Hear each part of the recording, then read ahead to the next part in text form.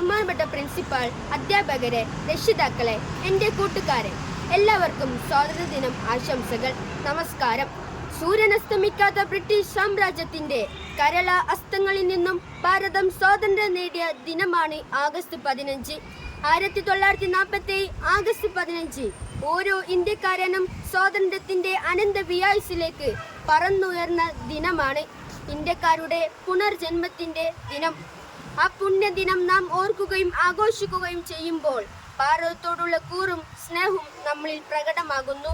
നാം ഇന്ന് അനുഭവിക്കുന്ന ഈ സ്വാതന്ത്ര്യം അനേക പുണ്യാത്മാക്കളുടെ കഠിനാധ്വാനത്തിന്റെ ജീവിത ത്യാഗത്തിന്റെ ഫലമാണെന്നത് നാം ഒരിക്കലും വിസ്മരിക്കരുത്. രാഷ്ട്രപിത മഹാത്മാഗാന്ധിയുടെയും നേതാജി സുഭാഷ് ചന്ദ്രബോസിന്റെയും ജവഹർലാൽ നെഹ്റുവിന്റെയും ഓർമ്മകൾക്ക് മുമ്പിൽ നമുക്ക് പ്രണാമർപ്പിക്കാം. 1947 നിന്നും 2025 എത്തിയപ്പോൾ ഇന്ത്യ വളർച്ചയുടെ പടവുകൾ ചവിട്ടിക്കയറുകയാണ്. ശാസ്ത്ര സാങ്കേതിക മേഖലകൾ, വിദ്യാഭ്യാസം, പ്രതിരോധം എന്നിവയിൽ എല്ലാം ഇന്ത്യ കുതിക്കുന്നു. ചന്ദ്രയാനും മംഗൾയാനും ആദിത്യ L1 ഇവയുടെ നേർക്കാഴ്ചകളാണ്. ലോകത്തിലെ ഏറ്റവും വലിയ നാലാമത്തെ പ്രതിരോധ ശക്തിയായി ഇന്ത്യ മാറി എന്നതിൽ നമുക്ക് അഭിമാനിക്കാം. നാനാർത്ഥത്തിൽ ഏകത്വമാണ് നമ്മുടെ ഏറ്റവും വലിയ സവിശേഷത.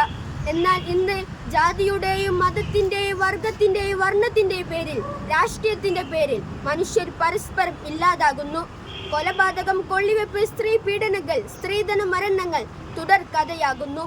എന്നിരുന്നാലും പ്രതീക്ഷയ്ക്കുള്ള വകയുണ്ട്.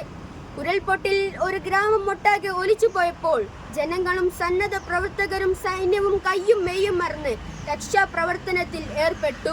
കർണാടകയിലെ ശിരൂരിൽ കാണാതായ യുവാവിനു വേണ്ടി ഒരു നാട് ഒന്നാകെ ഒരുമിച്ചു. ഇന്ത്യ 79ാം സ്വാതന്ത്ര്യ ദിനം ആഘോഷിക്കുമ്പോൾ നമുക്ക് അഭിമാനിക്കാം, സന്തോഷിക്കാം.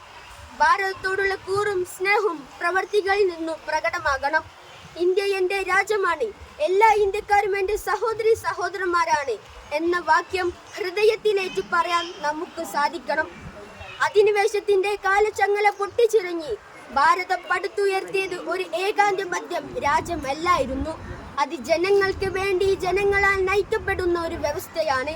അങ്ങനെ ലോകത്തിലെ ഏറ്റവും വലിയ ജനാധിപത്യം ശക്തിയായി ഇന്ത്യ ഉയർത്തിയ ദിനം കൂടിയാണ് ആഗസ്റ്റ് 15. ഭാരതത്തോടുള്ള സ്നേഹം വികാരത്തിൽ നിന്നും പ്രവർത്തനത്തിലേക്ക് കടന്നു വരട്ടെ. നമുക്ക് ഒത്തൊരുമിച്ച് നമ്മുടെ രാഷ്ട്രീയത്തിന്റെ ഉന്നതയിലേക്ക് ചുവടുവെക്കാം. നേടിയ നേട്ടങ്ങൾ തുടരട്ടെ, പതിമടങ്ങായി.